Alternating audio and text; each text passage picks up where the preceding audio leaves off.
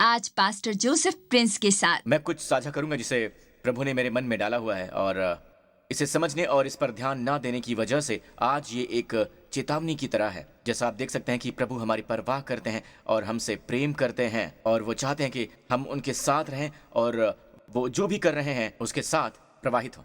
उनका तरीका जानने की आवश्यकता है। उनके तरीके धार्मिक नहीं होते हैं।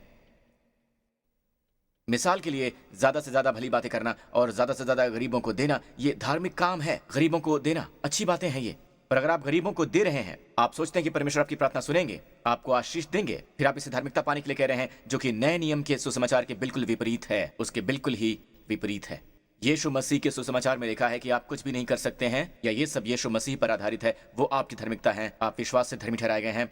एक व्यक्ति व्यवस्था के कार्यों से धर्मी नहीं है, बल्कि यीशु मसीह के विश्वास से धर्मी ठहराया गया है। बस यीशु मसीह में विश्वास रखने की वजह से, आमीन, आप धर्मी ठहराए गए हैं। आप में से कितने सोचते हैं कि यह सुंदर है? हर चीज की कीमत यीशु ने क्रूस पर चुका दिया है। हमारे पाप ले लिए, आमीन। उसके घायल होने से हम चंगे हुए हैं। हमारे अपराधों की वजह से वो घायल किया गया और हमें कुछ भी चुकाना नहीं है सिवाय इसके कि जो भी उन्होंने कार्य किया उस पर विश्वास करें।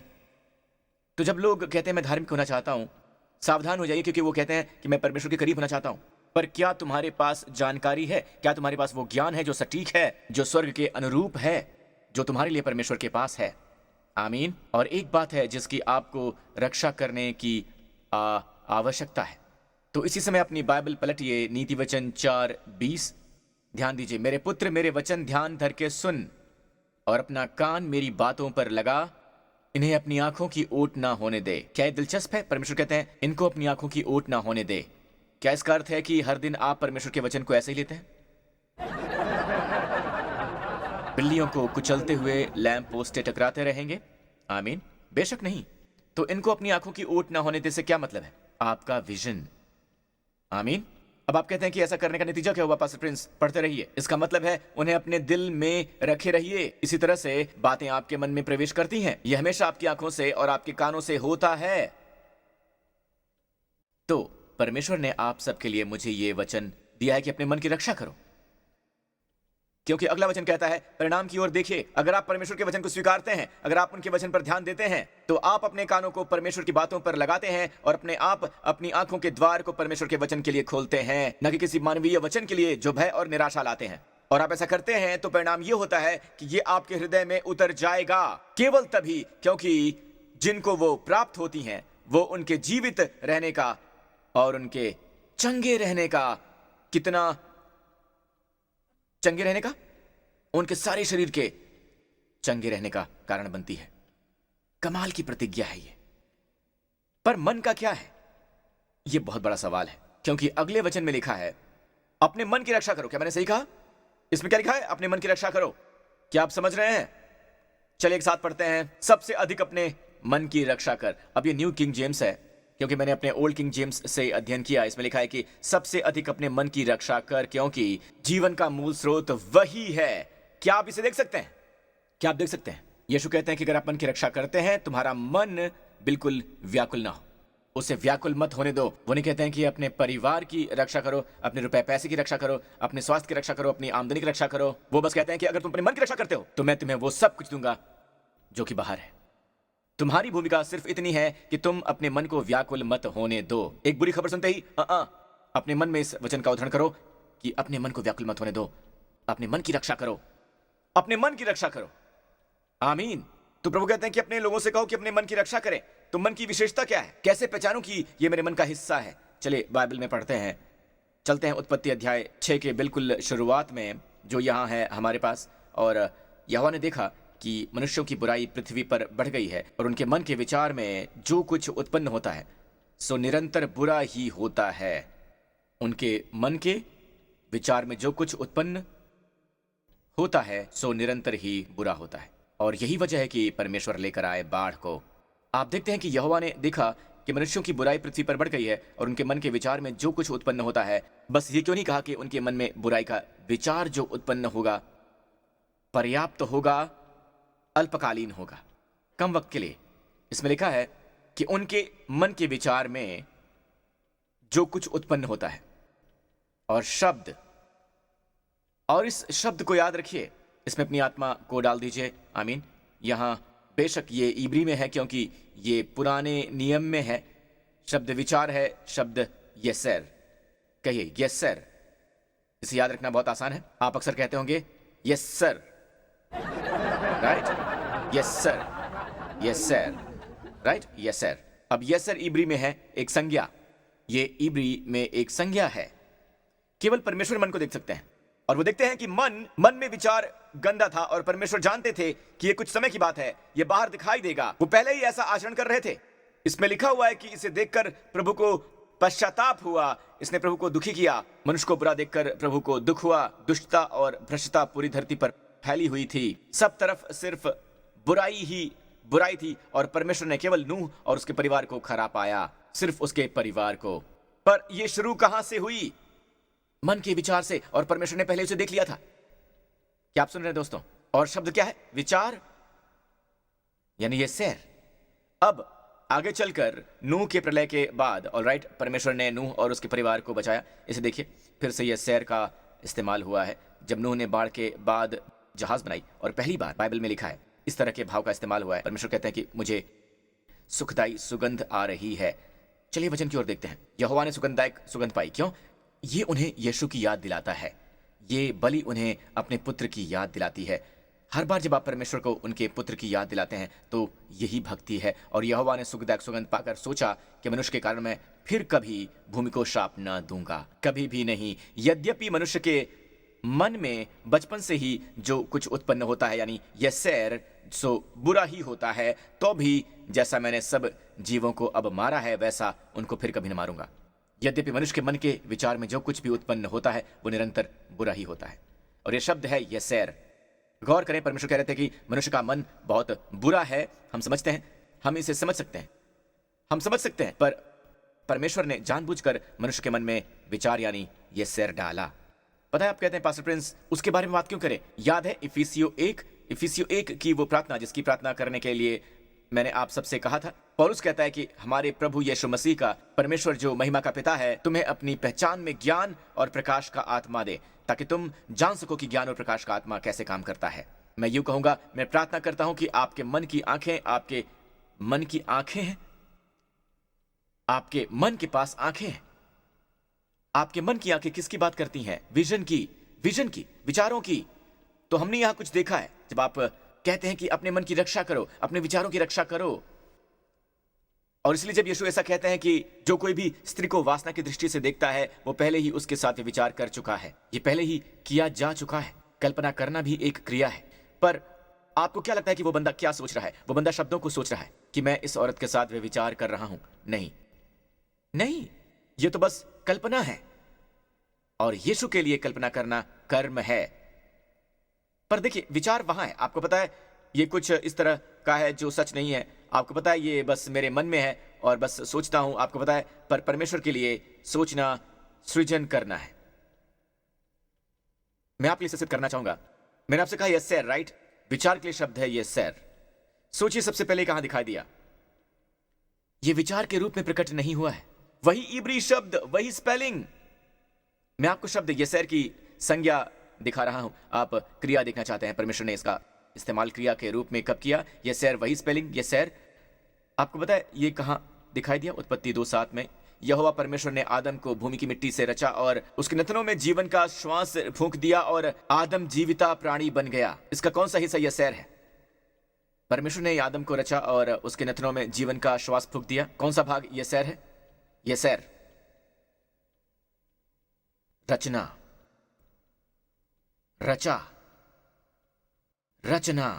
रचना मेरे दोस्त कुछ ऐसा है। असल में यहां इब्री में शब्द है जिसका अर्थ है प्लेटो के आकार में ढलना। ऑलराइट, असल में कार्य एक क्रिया है। सभी संज्ञाओं का क्रिया रूप जो मैंने आपको अभी अभी नूह की कहानी से दिया, राइट? अब वो सब जो संज्ञा है, संज्ञा में येसेर और ये वाला क्रिया, और आपने गौर किया कि इसका संबंध रचना करने से और बनाने से है। रचना और बनाने से, कुछ रचने से है। तो विचार मेरे दोस्त परमेश्वर के लिए है रचना करना, रचना करना। हमारे चर्च में इतनी भीड़ होने से बहुत पहले मैंने एक सपना देखा था। जब मेरा चर्च छोटा था, मैंने आप सब लोगों को देखा था। और मुझे आप सबसे प्यार हो गया था। आपसे मिलने से पहले ही प्यार हो गया था। आपको एक गीत पता है ना? मैंने आप सबको अपने विचारों में देखा था, और इन सभी परमेश्वरीय विचारों और शक्तिशाली कल्पनाओं और सकारात्मक विचारों का अभ्यास करने का सबसे अच्छा समय है प्रार्थना करने का समय।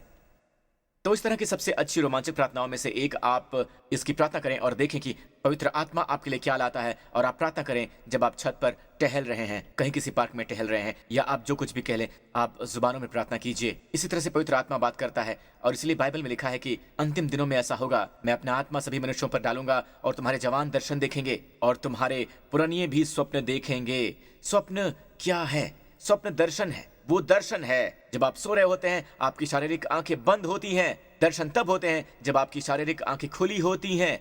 दोनों ही तस्वीरें हैं। परमेश्वर बात करते हैं तस्वीरों के माध्यम से, पर हम इतना ज्यादा अपने विचारों में रहते हैं कि शब्दों के संदर्भ में ही सोचते हैं। जब परमेश्वर ने कहा कि मेरे वचन पर ध्यान लगाओ, तो हम सचमुच वचन पर ध्यान लगाते हैं, और ये काफी बढ़िया है। परमेश्वर के पास तस्वीर है। बाइबल में परमेश्वर के वचन तस्वीरों से भरे हुए हैं। यहां तक कि भजन संहिता में ध्यान लगाने के बारे में बात करते हुए वो आपको बताते हैं कि आप उस वृक्ष के समान हैं जो बहती नालियों के किनारे लगाया गया है। आप बहुत सारा पानी देख सकते हैं। थोड़ा सा पानी नहीं, बस एक नाली नहीं, बहती हुई नालियां जो अपनी ऋतु में फलता है, जिसके पत्ते कभी मुरझाते नहीं हैं। कोई भी भूरा पत्ता नहीं है। आमीन। सभी हरे पत्ते हैं जिसके पत्ते कभी मुरझाते नहीं हैं। इस तरह का कोई वृक्ष नहीं है। ये प्राणी पृथ्वी ग्रह पर मौजूद नहीं है। ये आपके लिए परमेश्वर का विजन है। आप एक अलौकिक जीवन जीने वाले हैं, अलौकिक रूप से हमेशा हरा भरा जीवन, हमेशा के लिए जवान। हालेलुया। हरा भरा, जिसके पत्ते कभी मुरझाते नहीं है। जो कुछ वो करता है वो सफल होता है। हमेशा वो फलता है। हमेशा। दोस्तों, आप देख सकते हैं, क्या आप देख सकते हैं इसे, कि मैं हमेशा हरा भरा रहता हूँ, हमेशा स्वस्थ रहता हूँ, हमेशा स्वस्थ हूँ, हमेशा जवान हूँ, मजबूत हूँ। मैं हरा भरा हूँ, जवान हूँ। मैं उस लगाए गए वृक्ष की तरह हूँ। लगाया गया मतलब कि मुझे लगाया गया है, किसी ने मुझे लगाया है, यानी प्रभु ने मुझे लगाया है। हालेलुया। बहती हुई नालियों के किनारे। और यदि संसार में ये अकाल का समय है तो मुझे परवाह नहीं है। दुनिया कहती है कि पर्याप्त नहीं है, महंगाई का दौर है, काफी महंगाई है, मुझे पता है वो सब, लेकिन मुझे पता है कि मैं वहां नहीं लगाया गया हूं जहां संसार लगाया गया है। मैं संसार में हूं, पर मैं संसार का नहीं हूं। मैं बहती हुई नालियों के किनारे लगाया गया हूं।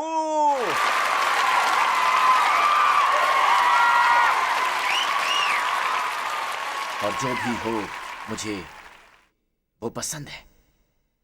परमेश्वर बढ़ा चढ़ाकर नहीं बताते हैं। परमेश्वर का वचन सच है। जब परमेश्वर कहते हैं कि जो कुछ वो करे वो सफल होता है। यहां तक कि मेरी गलतियां भी, चाहे जो भी हो, चाहे जो भी हो। मैं वचन समाप्त करना चाहूंगा। इफिसियों का वचन एक बार फिर से। इफिसियों, तो परमेश्वर कहते हैं कि मैं प्रार्थना करता हूं कि तुम्हारे मन की आंखें ज्योतिर्मय हो। तो गौर कीजिए, तुम्हारे मन की आंखें, जिस तरह से ज्ञान और प्रकाश का आत्मा काम करता है, वो एक तरह से आपके मन की आंखों से है। आप बस कहते हैं कि मैं इसे समझ गया। एक तरह से आपके मन की आंखों से है।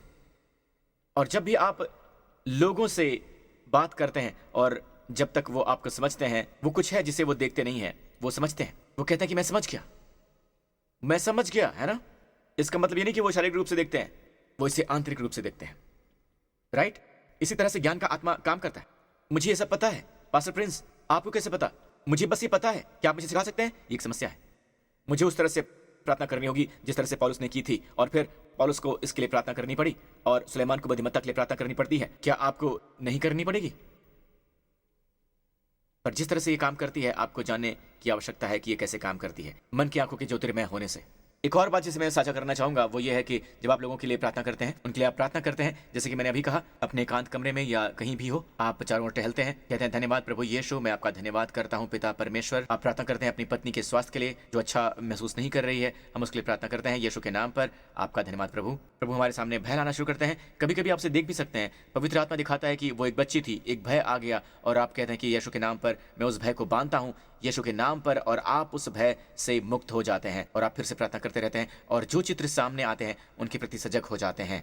तो परमेश्वर क्या कह रहे हैं? वो कह रहे हैं कि इस समय जो उसकी बीमारी की जड़ है वो है उसका भय। और अब आपने उस डर से निपट लिया है। या आप अपने बेटे के लिए प्रार्थना करते हैं जो बहुत उदास है, बहुत ही अवसादग्रस्त है, आप उसके लिए प्रार्थना करते हैं, कहते हैं कि यीशु के नाम पर मैं प्रार्थना करता हूं, लेकिन परमेश्वर गहराई में जाना चाहते हैं। और जब आप प्रार्थना करते हैं और दिखाई देने वाली तस्वीरों के प्रति सजग हो जाते हैं, और आप अन्य भाषाओं में प्रार्थना करते हैं, तो तस्वीरें सामने आएंगी और कभी कभी बस उसका अतीत दिखाने वाली तस्वीर होती है। वो हंस रहा है, वो बाहर है, उसका रंग भूरा हो गया है और वो धूप का आनंद ले रहा है और वो बहुत खुश है। अब कोई उदासी नहीं है और आप कहते हैं कि पिता मैं आपका धन्यवाद करता हूँ, वो मेरा बच्चा है, वो मेरा बच्चा है। आपका धन्यवाद पिता यीशु के नाम पर। और आप उसे वैसे ही देखते हैं जैसे कि यीशु हैं प्रभु के दाहिने स्थान पर। जैसे वो आजाद हैं, मैं भी अपने बच्चे को आजाद देखता हूँ उदासी से। यह प्रार्थना मेरे दोस्त, मैं आपसे बस ये नहीं मांगता हूं कि मैं आमतौर पर बहुत हताश किस्म की चीजें मांगता हूं। इस प्रकार की प्रार्थना का आधार भय पर आधारित नहीं होता है, बिल्कुल भी नहीं होता। नहीं, परमेश्वर चाहते हैं कि आप केवल पवित्र आत्मा की भाषा ही सीखें। मैंने केवल अभी शुरुआत की है। प्रभु की स्तुति हो, आमीन। क्या इसे करना संभव है? भाग 1 सुनना और फिर अगली सर्विस है भाग 2। 2 अलग अलग सर्विसेज हैं, ठीक है? आमीन। आपको देने के लिए एक आखिरी तस्वीर और फिर आप इसे अपने होमवर्क के रूप में लेकर जा सकते हैं। ऑलराइट, जैसे मैंने कहा कि परमेश्वर के पास हमेशा परिवार की सफलता की तस्वीर होती है, वगैरह वगैरह। जल्दी से भजन संहिता 144 की ओर देखते हैं। जब हमारे बेटे जवानी के समय पौधों की नाई बढ़े हुए हों और हमारी बेटियां उन कोने वाले पत्थरों के समान हों जो मंदिर के पत्थरों की नाई बनाए जाएं। परमेश्वर क्या कर रहे हैं इनके साथ? आपके मन को भरने के लिए तस्वीरें बना रहे हैं। सुनिए, संसार हमेशा हमेशा आपको तस्वीरें दे रहा है। जिस प्रकार से आप एक नकारात्मक तस्वीर पर काबू पाते हैं वो ये है कि मैं उसके बारे में नहीं सोचूंगा, मैं उसके बारे में नहीं सोचूंगा। जितना आप उसके बारे में नहीं सोचते हैं उतना ही आप उसके बारे में सोचते हैं। मैं एलिफेंट के बारे में नहीं सोचूंगा और आप सोचेंगे, उसी के बारे में सोचेंगे आप। मत सोचो, मत सोचो, मत सोचो, लेकिन आप सोचेंगे, है ना? तो एक नकारात्मक विचार से पार पाने का तरीका एक ही है, एक बेहतर विचार करना। और जब भी कभी एक नकारात्मक विचार आता है, राइट, तो आपके लिए यह बदलाव करने का संकेत है। इसे आशीष के रूप में लेने का, आपको पता है, एक आशीष के रूप में नहीं बल्कि भलाई की काम करने के लिए। इसमें यह आपको सही कल्पना करने की याद दिलाता है, सही कल्पना की। आमीन। आप एक अंधकार में भविष्य देखते हैं और फिर आप देखते हैं कि प्रभु की स्तुति हो, मैं स्वस्थ हूं। समय से पहले मैं कैसे मर सकता हूं? मैं स्वस्थ हूं, मैं इस उम्र में भी जवान हूं। आमीन। मैं उस पुराने भजन के जैसा हूं जिसमें लिखा है कि हमेशा के लिए मैं जवान हूं। आमीन। क्योंकि उसके पत्ते कभी मुरझाएंगे नहीं का अर्थ है हमेशा हरे भरे रहेंगे। प्रभु की स्तुति हो। तो हमारी बेटियां, मेरी बेटियों पर क्या तस्वीर है, क्या तस्वीर है उसकी ओर देखिए। मंदिर के पत्थर की नाई, और उन दिनों वे सुलेमान के मंदिर से परिचित हैं। ये भोर की तरह है, खूबसूरत, सुंदर और सीधी। मीनार सीधी है, उसकी मुद्रा, उसकी सुंदरता, उसकी बनावट की ओर देखिए। और सबसे बढ़कर उसके किरदार की ओर देखिए, कितना खूबसूरत है। एक राजकुमार, एक राजकुमारी की तरह, वो परमेश्वर के संतान की तरह है। मेरी बेटी बनाई गई है मंदिर के पत्थरों की तरह। मेरे बेटे जवानी के समय पौधों की नाई बढ़े हुए हैं। पता है इसका मतलब क्या है? जवानी के समय बढ़े हुए हैं, भले ही वो अपनी युवावस्था में हो, वो बड़े हो गए हैं। मुझे वो पसंद है जो यंग के शाब्दिक अनुवाद में लिखा है। इसमें लिखा है कि युवावस्था में बड़ा बनना। हम सब कहते हैं कि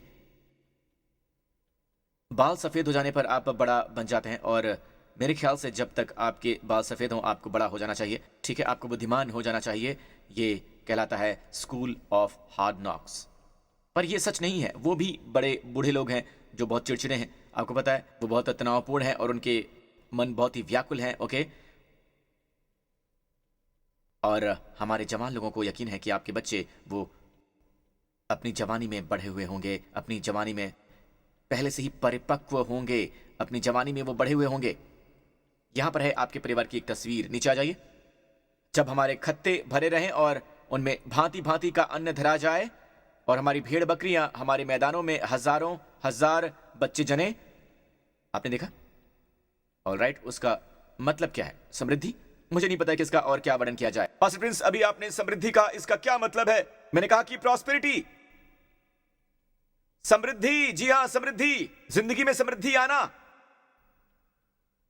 ठीक है, मैं समृद्धि शब्द का खंडन करता हूं। मैं बस आपसे कहता हूं कि परमेश्वर चाहते हैं कि आपके खलिहान भरे रहें और उनमें भांति भांति का अन्न धरा जाए। आपकी बकरियां 1, 2, 3, 4 हजार नहीं, और केवल हजारों नहीं, मैदान में हजारों हजार बच्चे जने, हजारों हजार बच्चे जने आपके खलिहान में। तस्वीर में देखिए, ये तस्वीर देखिए। ये उन दिनों में एक पशुपालन है, और आपको पता है वो पशुओं से काम लेते हैं, वो चरवाहे हैं, वगैरह वगैरह। और उनके लिए समृद्धि का अर्थ यही है समृद्धि। राइट, नीचे जाइए। जब हमारे बाल खूब लदे हुए हों, जब हमें न विघ्न हो और न ही हमारा कहीं जाना हो और न हमारे चौकों में रोना पीटना हो, और ये शब्द रोटना पीटना है, हमारी गलियों में शिकायत करना। आप प्रेज एवेन्यू में रहेंगे, आप बुलाने वाली गली से दूर शिकायत करने वाली गली के बगल में चले गए हैं। आपने पहले ही अपना घर छोड़ दिया है और अब आप खड़े हैं, आपने इस प्रेज एवेन्यू को पैक कर दिया है। इस प्रेज एवेन्यू को जब अच्छी बात होती है आप कहते हैं हालेलुया, जब बुरी बात होती है तो भी आप कहते हैं हालेलुया। सभी बातें मेरी भलाई के लिए काम करती हैं, आमीन। परमेश्वर की स्तुति हो, उनकी स्तुति करो चर्च, हालेलुया। इत्तेफाकन आप यहां पर हैं, आप इसे ऑनलाइन देख रहे हैं और आपने प्रभु यीशु को कभी अपना व्यक्तिगत उद्धारकर्ता और प्रभु नहीं बनाया है। अगर ये आप हैं तो आप जहां कहीं पर भी हैं इस समय मेरे साथ ही प्रार्थना कीजिए। ये प्रार्थना कीजिए, कहिए, हे स्वर्गीय पिता, मैं आपका धन्यवाद करता हूं कि आपने यीशु मसीह को भेजा अपने प्रिय पुत्र को क्रूस पर मरने के लिए। उन्होंने मेरे सभी पापों को और मेरे सभी रोगों को अपने ऊपर ले लिया है। हमारे अपराधों की खातिर उन्हें घायल किया गया, उनके घायल होने से हम चंगे हुए। मैं आपका धन्यवाद करता हूं कि तीसरे दिन आपने मृत्यु को तहस नहस किया और आपने यीशु को मुर्दों में से जिला दिया। मैं आपका धन्यवाद करता हूं क्योंकि वो जीवित हैं, इसलिए मैं भी जीवित हूं। यीशु मसीह मेरे प्रभु हैं हमेशा के लिए। यीशु के नाम पर आमीन। बाइबल कहती है कि मनुष्य धार्मिकता के लिए मन से विश्वास करता है और उद्धार के लिए मुंह से अंगीकार करता है। अपने पांव पर खड़े हो जाइए चर्च। यीशु के नाम की स्तुति हो, हालेलुया हालेलुया। मेरा गाने का मन कर रहा है पर उसे रोकता हूं यीशु के नाम पर। अपने हाथ उठाइए इस पूरे स्थान पर। हम आपसे फिर मिलेंगे आने वाले सप्ताह। शायद मैं इस श्रृंखला को जारी रख सकूं। प्रभु आपको और आपके परिवार को आशीष दें। व्यवस्था विवरण 28 की आशीषों से आप सबको, मसीह ने आपको हर श्राप से छुड़ा लिया है, व्यवस्था विवरण 28 में। और सभी आशीषें आपके जीवन में बनी रहें यहां तक कि इस आने वाले सप्ताह भी। प्रभु अपना मुख आप पर चमकाएं और आपको और आपके प्रियजनों को सलामत रखें और आपके परिवार को सुरक्षित रखें हर एक हानि से, खतरे से, हर बीमारी से, अंधकार की सभी शक्तियों से। और प्रभु आपको और आपके जीवन में अपनी मुस्कुराती हुई चमक प्रदान करें कि आप इस पूरे सप्ताह एक आनंदित, प्रसन्नचित्त और तेजस्वी व्यक्ति बने रहें। ये इसी सप्ताह से शुरू हो और प्रभु आपको और आपके प्रियजनों को प्रदान करें अपना शालोम, अपनी शांति, जो हर तरह की पहरेदारी से बढ़कर आपके मन की रखवाली करे और आपके हृदय और मन को सलामत रखे। यीशु मसीह के द्वारा परमेश्वर आपको आशीष दे। हम फिर से मिलेंगे, आमीन।